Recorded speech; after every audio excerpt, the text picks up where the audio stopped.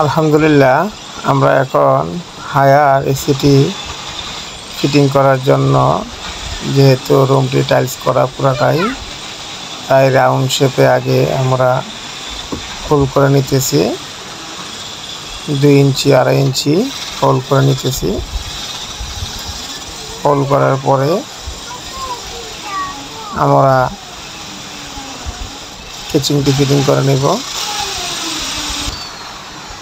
ইনডোরের যে ইনডোর যে ইউনিটটি আছে এটা আমরা ফিটিং করে নিব। ইনডোরের কেচিং সেটটার জন্য আমরা ছিদ্র করে নিতেছি ড্রিল করে। এখন ইনডোর ইউনিটটির কপার পাইপটিকে ইনসুলেশন করে নিতেছি, ইনসুলেশন ট্যাপ করে নিতেছি।